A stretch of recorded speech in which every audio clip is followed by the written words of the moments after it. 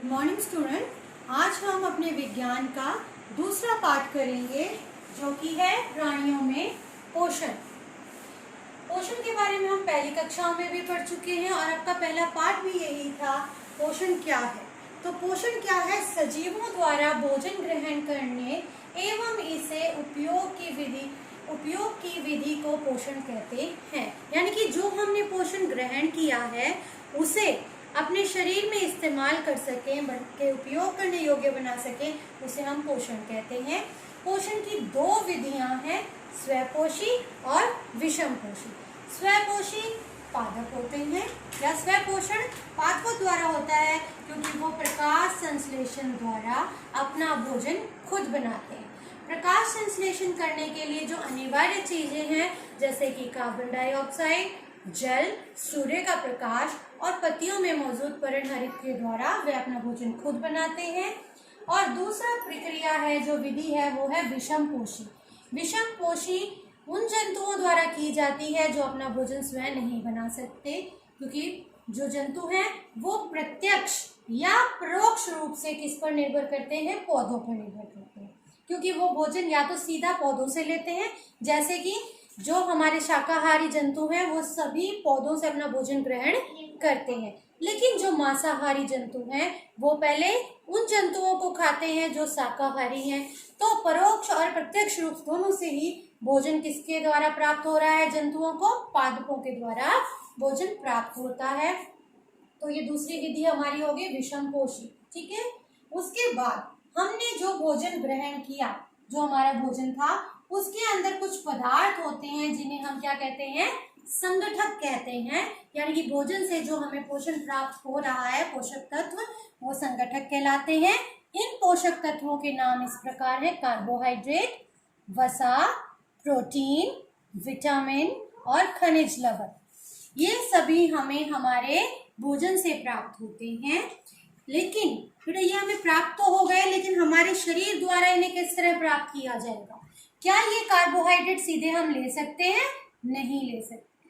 ये हमारे शरीर के अंदर जाते हैं, उसके बाद इनको छोटे रूप में तोड़ना आवश्यक है। ठीक है, तभी हमारा शरीर इन्हें अपने शरीर में ये ग्रहण कर पाएगा। इसीलिए पाचन क्या है? जटिल खाद्य पदार्थ का सरल पदार्थ में परिवर्तित होना या टूटना विखंडन कहलाता है तथा इस प्रक्रम को पाचन कहते हैं।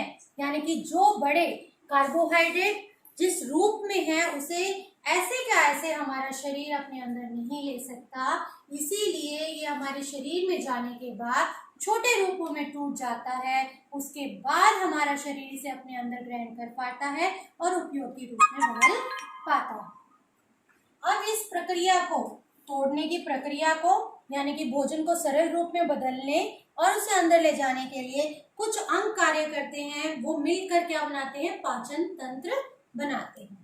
आहार नाल तथा स्रावित ग्रंथियां संयुक्त रूप से मानव के पाचन तंत्र का निर्माण करती हैं या किसी भी जीव के पाचन तंत्र का निर्माण करती हैं। ये अंग आपस में मिलकर और ये ग्रंथियां रस स्रावित कर इन जटिल खाद्य पदार्थों को सरल रूप में तोड़ती हैं और हमारा शरीर इन्हें ग्रहण कर पाता है। अब हम पढ़ेंगे कि मानव पाचन तंत्र क्या है, ये कैसे बना। मानव पाचन तंत्र यानी कि मनुष्य जो भोजन ग्रहण कर रहा है वो कैसे अपने शरीर के अंदर ले जाता है, किस विधि द्वारा, कैसे वो भोजन टूटता है, कैसे वो पाचित होता है और किस प्रकार उसे अवशोषित कर लिया जाता है और शरीर से अपचित भोजन बाहर निकाल दिया जाता है। उस पूरी प्रक्रिया को मानव पाचन तंत्र कहते हैं, या जो अंग उसमें सम्मिलित होते हैं वो मिलकर मानव पाचन तंत्र बनाते हैं। तो सबसे पहले आता है आहार नाल। आहार नाल के ये 7 भाग हैं। सबसे पहला है मुख गुहिका, जहाँ से हम भोजन ग्रहण करते हैं। अंत ग्रहण होता है भोजन का।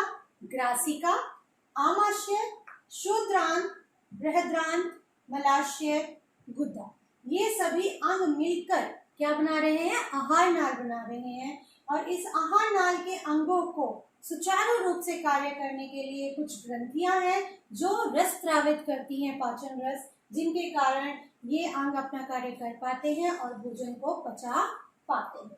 पहली है लार ग्रंथि, जो कि हमारी मुख गुहिका में पाई जाती है। लार ग्रंथि कहाँ पाई जाती है? हमारी मुख गुहिका में पाई जाती है बेटा, और इससे लार स्रावित होती है। जो हम खाना खाते हैं उस समय हमारे मुंह में पानी जो आ रहा है वो लार है, और वो किस द्वारा स्रावित की जा रही है? लार ग्रंथि या लाला ग्रंथि द्वारा। उसके बाद हमारे आमाशय के सीधे हाथ की तरफ यकृत पाया जाता है, और ये शरीर की सबसे बड़ी ग्रंथि भी कहलाती है। उसके बाद अग्नाशय है, ये हमारे आमाशय और क्षुद्रांत के बीच में पाई जाती है।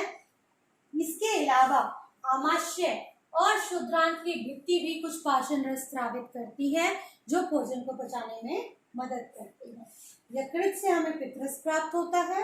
अग्नाशय इंसुलिन देता है। आमाशय से भी पाचन रस स्रावित होते हैं, और क्षुद्रांत से भी पाचन रस स्रावित होते हैं। इससे अगले वीडियो में बेटा हम इन सभी भागों को, इन अंगों को और ग्रंथियों को एक एक करके विस्तार से पढ़ेंगे। आज का टॉपिक हमारा यहीं खत्म होता है।